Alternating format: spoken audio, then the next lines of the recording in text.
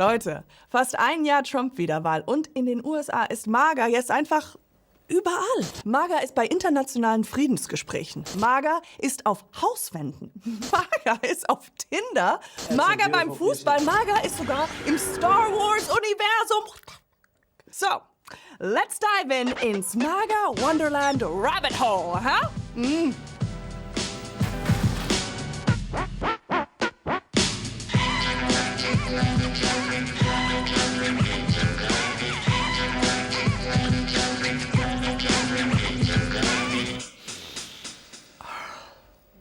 Hey guys, ich bin Katjana Gerz und deutsch-amerikanische Comedian und Person.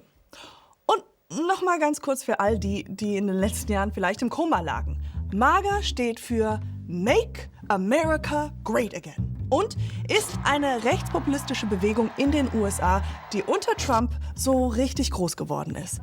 Ups. Und seit seiner zweiten Amtszeit ist MAGA mächtiger denn je. We had a very sick country 1 year ago, and today I believe we're the hottest country anywhere in the world. In fact, nobody's even questioning it. MAGA is king, wie die coolen Kids sagen.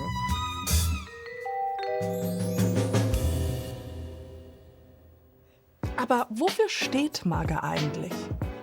Also ich würde sagen, sie sind so die Hater unter den Politikerinnen. Sie haten Gleichberechtigung aller Menschen. Warum also nicht die Wörter Frau, schwarz oder queer von allen offiziellen Regierungsseiten löschen? Gegen Immigrantinnen gehen sie mit der größten Härte und viel Ick vor.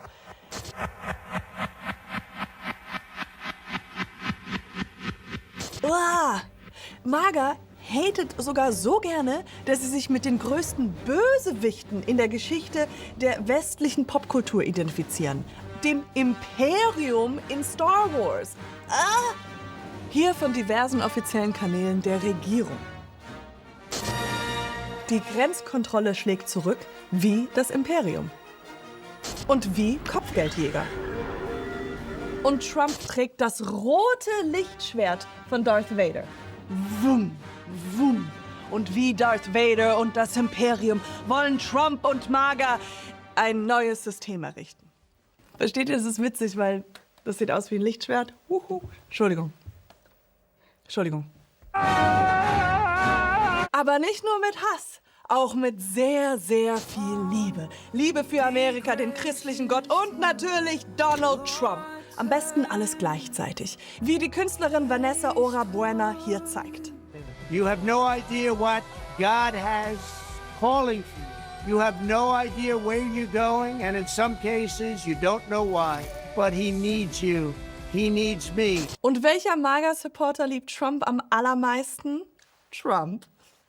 Darum hat er einen offiziellen Merch-Store, wo er auf alle Produkte seinen Namen geklatscht hat. Auf Hüte, Shirts, Gläser, Tassen, Schnürsenkel, Topflappen, Kaffee, Gesichtsmasken und. Und auf diese Käsemesser. Aber mein absoluter Favorit ist dieser Lautsprecher hier.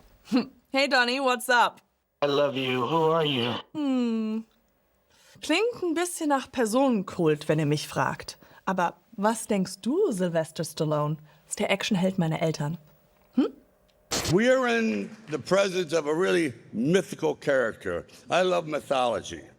And this individual does not exist on this planet. Auch bei seinen Mitarbeiterinnen ist Trump sehr beliebt. Das hier ist das US-Arbeitsministerium, wo seit Anfang August 2025 dieses kleine, unauffällige Porträt von Trump hängt. Also ich möchte Trump jetzt nicht mit einem Diktator vergleichen. Ich habe gesagt, nicht! Hey, stop it! There we go. Trump scheint die Masse einfach für sich und MAGA begeistern zu können. Vor allem viele junge Menschen. Das verdanken wir einer very special breed, den jungen MAGA-Influencerinnen. Der mächtigste unter ihnen war der 31-jährige Charlie Kirk. Charlie Kirk wurde am 10.09.2025 erschossen. Trump ließ die US-Flagge an allen Regierungsgebäuden für 4 Tage auf Halbmast setzen. Ein junger Ex-MAGA-Influencer, der von Charlie Kirks Turning Point USA gefördert wurde, ist Clarkson Lawson. Wir haben ihn vor dem Attentat getroffen und ihn einfach mal gefragt: Clarkson, How and why are Menschen so begeistert von Trump? I can't quite put my finger on it, but for some reason he's been able to make people feel like he really is a savior, and I think that's because he speaks to a lot of what people want. He knows how to speak to a crowd, he knows how to influence a crowd, and when people attach that type of influence with power, maybe it gives them hope.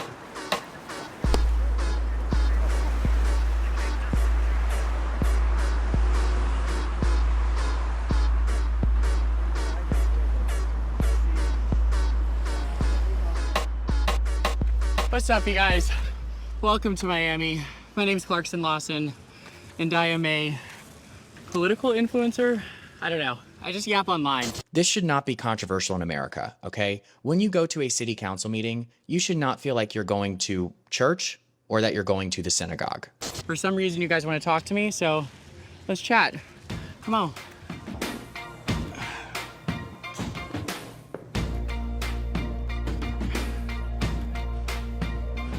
I used to be a pretty prominent MAGA influencer, and you know, I started out about 4 to 5 years ago. I was told year after year that Donald J. Trump is homophobic. Little did I know, 6 years later, I would be at his home with hundreds of other gay Republicans. These problems arose when you reversed every single Trump policy that worked at the border. Hope you enjoy bending over for Trump. Thank you, I will.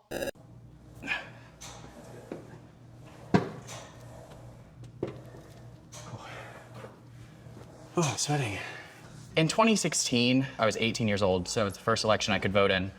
I think that he just represented a change in American politics from the traditional establishment that many people are sick of. I think surprisingly enough, and it's ironic looking at it now, the working class has been ignored for a very long time in America. And I think even the Democratic Party didn't necessarily represent the radical change many people were craving, and Donald Trump did. In American politics, you know, for a very long time, everything's been focused on saying the right thing, being politically correct, and then here comes Donald Trump, and he's just saying whatever he wants, and people go, hey, that would be me if I was a politician, and it's real. And I think that's really why he's been able to grow the fan base that he has. He's turned politics, he's essentially an influencer, because that's what you do, you relate to people. And I think that he's dramatically changed politics to be a source of entertainment and relatability rather than a source of progress and change. But that's what Americans wanted. And that's kind of what I saw in him at the time.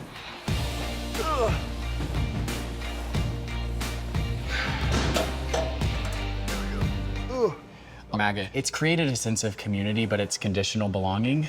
You know, the events were fun, the creators were fun, but the minute you step outside the bounds of, you know, what the leader tells you, which is Trump, you get blacklisted very quickly. And that's what happened to me when I decided to vote for Kamala Harris.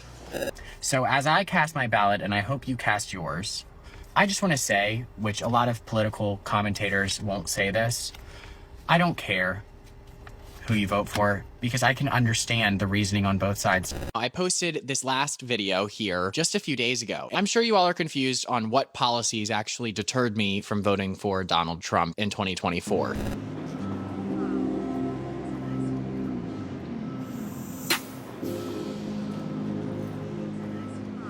I lost a few thousand followers.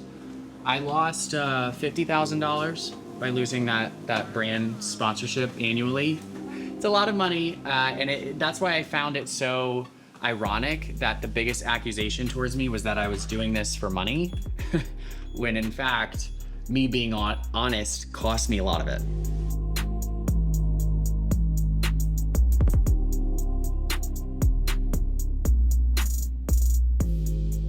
All right, guys, we're done. Come on in. Welcome to my apartment. This is where everything goes down.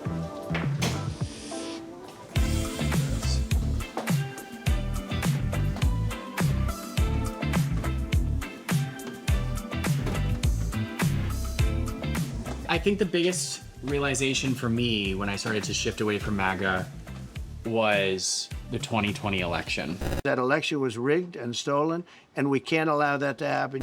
I mean, once you really look into it, if you don't believe that the 2020 election was stolen, it's very hard to believe anything Trump says. Because if he's willing to lie about that and destabilize our republic and create so much distrust in our institutions, then it's hard to look past that.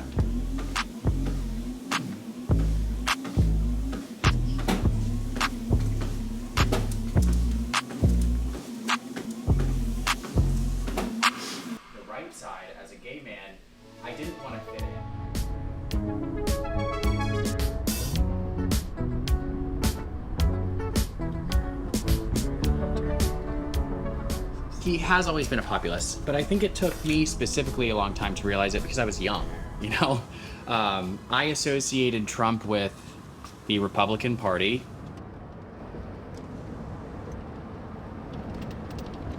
The lips are real, but the teeth are fake, all right? I'm always honest. I was honest about my vote. I'm honest about my plastic surgery. I don't think everybody who supports Donald Trump is in a cult, okay? But there are many people who look at him like that. And the thing about it is that most people are not going to publicly leave a movement because it's embarrassing. Nobody wants to admit they're wrong. And, you know, the brain's just not wired that way. So I don't think that we're going to see this mass exodus from Trump.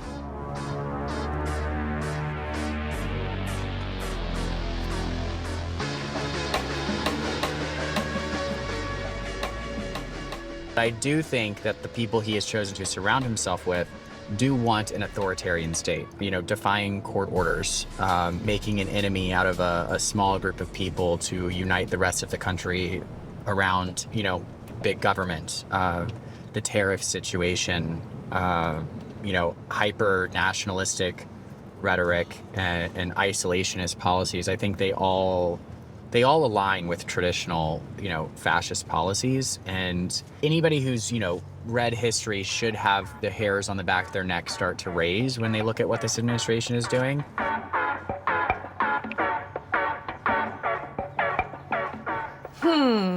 Donny, stimmt das? Will MAGA einen Diktator aus dir machen? A lot of people are saying maybe we like a dictator. I don't like a dictator. I'm not a dictator. Phew. Oh, gut. Viele wissen gar nicht, dass Trump auch ein begnadeter Innenarchitekt ist. President Trump is a builder at heart and has an extraordinary eye for detail. Die erste Regel von Trumps Designclub ist: alles in Gold. Und wenn der Sonnenkönig Ludwig XIV. Sagen würde, dass es genug Gold ist, dann noch mehr Gold. Gold, Gold, Gold, Gold. Das sieht man hier schön an seiner Umdekorierung des Oval Offices.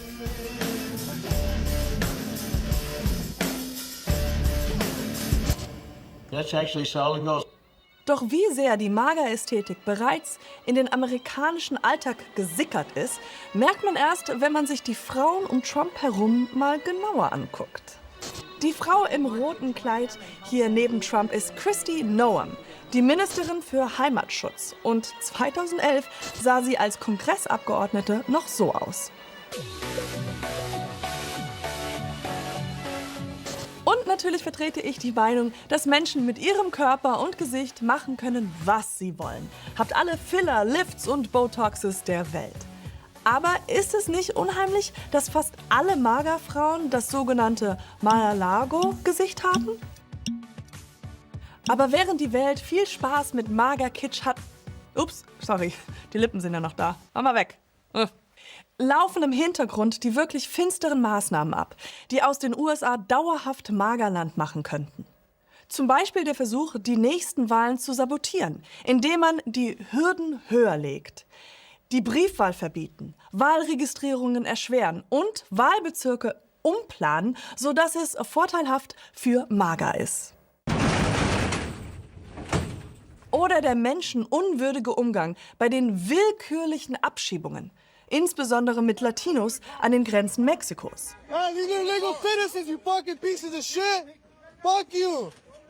Alles ziemlich scary. In Südtexas leben überwiegend Latinos. Viele von ihnen haben 2024 nicht mehr die Demokraten gewählt, sondern Trump. Hä? Was? Warum? Haben wir sie auch gefragt.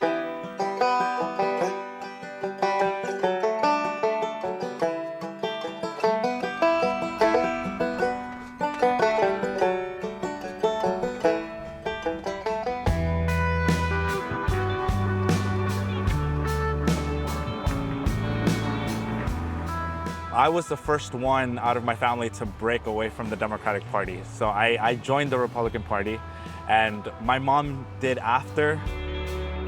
What I love currently about Donald Trump is that he is doing what he said he was going to do.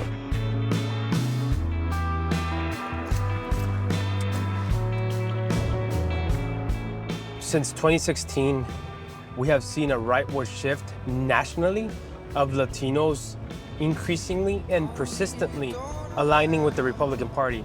While there has always been a third or 33% of the Latino population who has voted Republican, we have seen back in 2024, this share increased to 42%. Despite Trump's xenophobic and blatantly anti-Latino rhetoric and policies. And so that's why I'm very interested in that.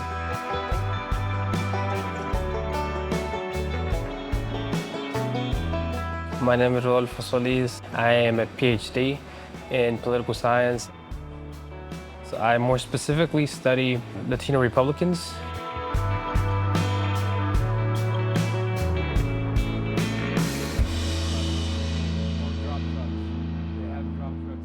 My name is Alexis Uscanga. I am 21 years old.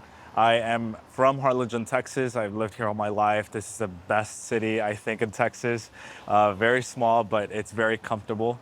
I am a college student at the University of Texas, Rio Grande Valley. I'm also a member of Turning Point USA, which I am the chapter president, and the College Republicans.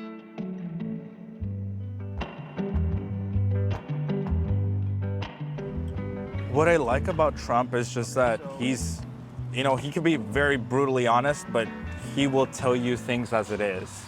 He's not one to really hold back.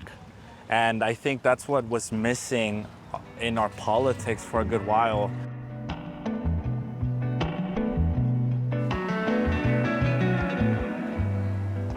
The Democratic Party has lost its way, unfortunately. Their policies have gone too left for me. They've gone too extreme. They're supporting things that I don't support. I mean, I'm Christian myself, and the things that they push, you know, there's the topic of them being pro-choice. They're not pro-choice, they're pro-abortion. There's a big difference with that. Illegal immigration.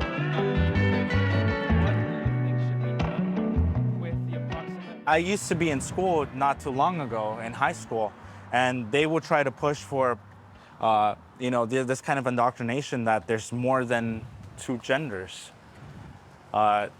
They would try to, you know, push in colleges currently that America is not the greatest country in the world when I know it is.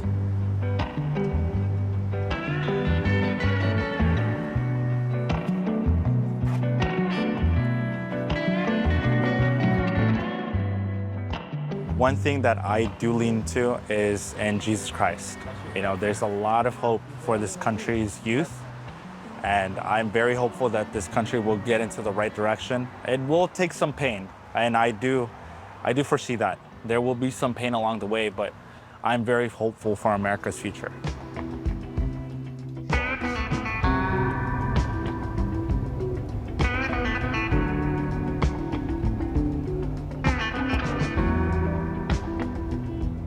From my participants, from the interviews that I've conducted since 2019, some of the more pronounced issues are definitely cultural war issues. They're abortion, like I said, they're immigration, it's gun control, it's the types of content that students are exposed to in public education systems.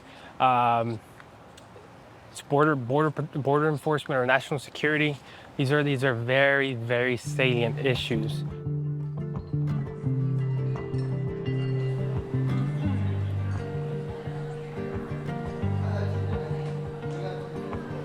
My name is Selena Cisneros. I have lived in South Texas, more specifically Bronzeville, for the past 25 years, born and raised.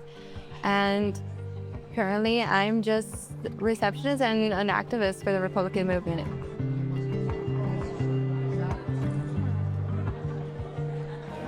Both my mom and my dad grew up Democrats. They were told the Democrat Party does so much for us that we need to support them, so we're going to vote Democrat.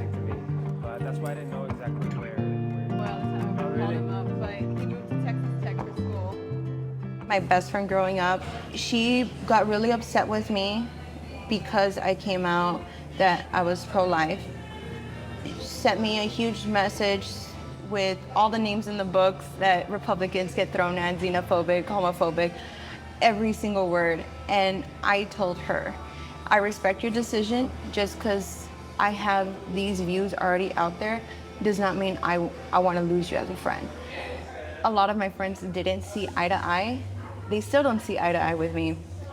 So that basically made them be more, let's just drop it. We're no longer friends.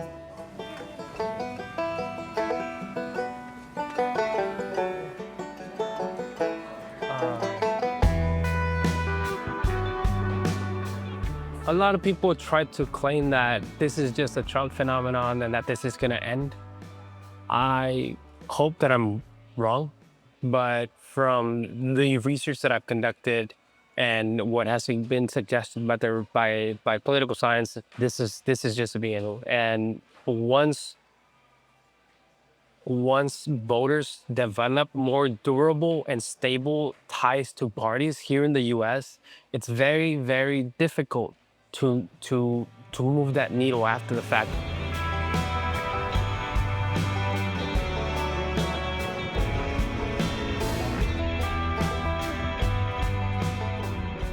Vieles, was MAGA sagt, ist schlichtweg gelogen. Und wer ist die beste Masseurin der Wahrheit? Caroline Levitt, Trumps Pressesprecherin und Fangirl #1. It's well past time that President Trump was awarded the Nobel Peace Prize. Und im Sommer 2025, da hat sie Fakten so beeindruckend verdreht. Man könnte es schon als Pirouette beschreiben. Im Juli verkündete Levitt, dass dank Trumps Zoll- und Steuerpolitik alleine im Mai und Juni 2025 435.000 neue Jobs im Land geschaffen wurden. Woo! What we are watching is President Trump rebuilding the greatest economy in the history of the world. Okay, vielleicht hat die Chefstatistikerin im Arbeitsministerium, Dr. Erica McIntyre, Trump etwas korrigiert. Teensy tiny bit.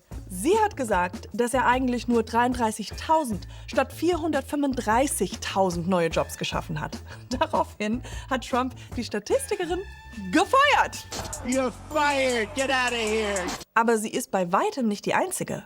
Wer eine Meinung vertritt, die zu deutlich von der des Präsidenten abweicht, muss damit rechnen, gecancelt zu werden. Das bekommt auch die Kunstwelt neuerdings zu spüren.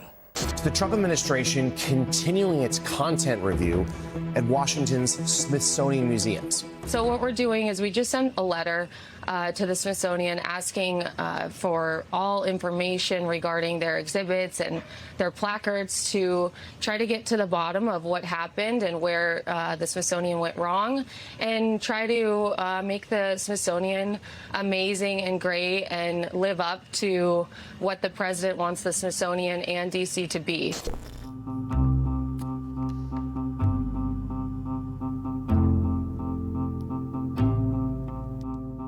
Hi, my name is Patricia Cronin, and we're here in my Brooklyn, New York studio. I'm an artist, and I'm also a distinguished professor at Brooklyn College of the City University of New York. In the executive order that President Trump signed, he wanted an evaluation of the Smithsonian's art, and especially for art that they said, quote, was deemed un-American ideology.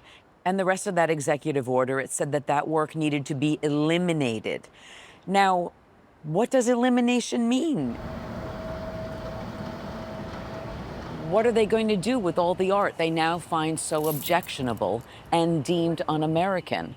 It does seem like we're entering a new era of degenerate art.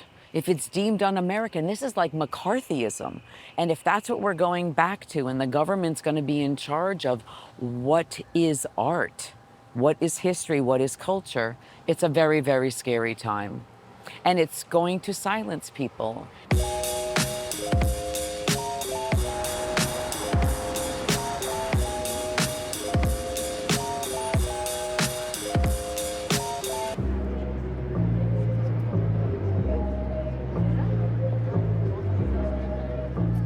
I think the goal of censorship is to silence and eliminate people that I guess they don't want to hear from.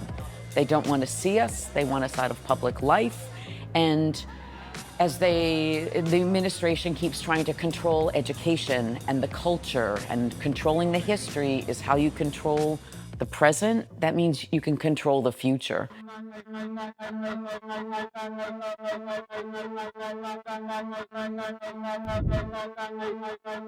It was a press release from the White House. I scrolled through the images that they disapproved of. It reminded me of the degenerate art list that were put together by the Nazis in, I believe like the late 30s in Germany.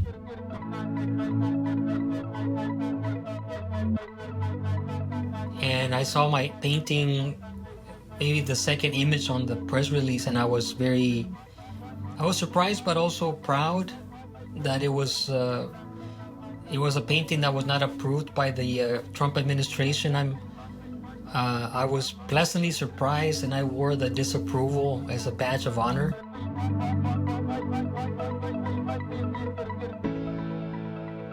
My name is Rigoberto Gonzalez. I'm a painter and I'm a university professor as well.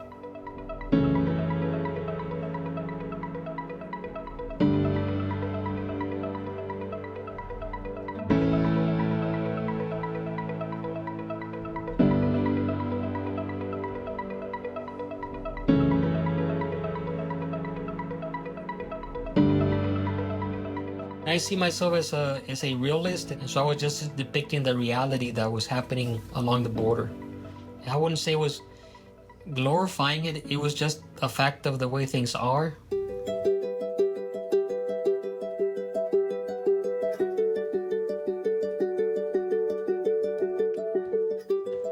Oh, yes.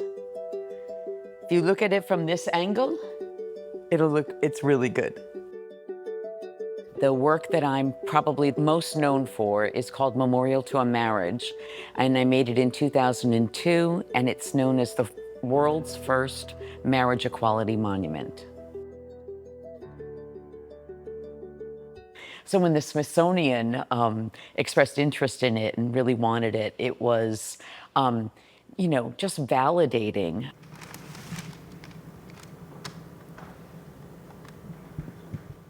The Smithsonian's, at the top of the hierarchy of museums in the United States. And to go after the very top is to scare everyone else. So while the museums are scared, and, different curators, museum curators are telling me, oh, well, we had to change this exhibition. We had to change the language on this show. We don't want to bring attention to ourselves. And we certainly don't want to lose any of the funding. So that means the museums aren't going to be showing work that has this either racial, feminist, or LGBT content.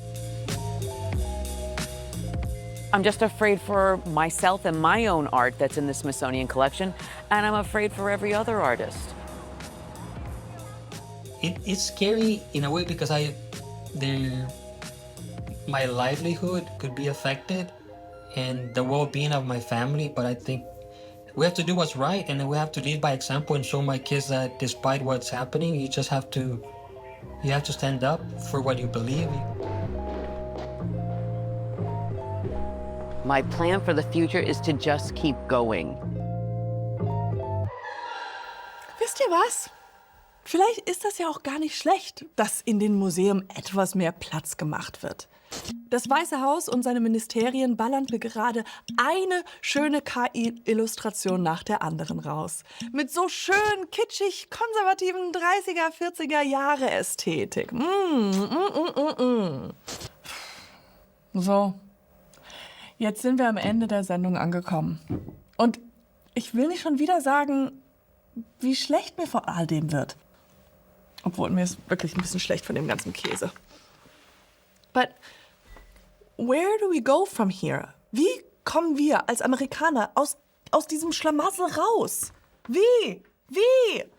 That's the President of the United States. Shut up. Oopsie. I dropped Mr. Trump.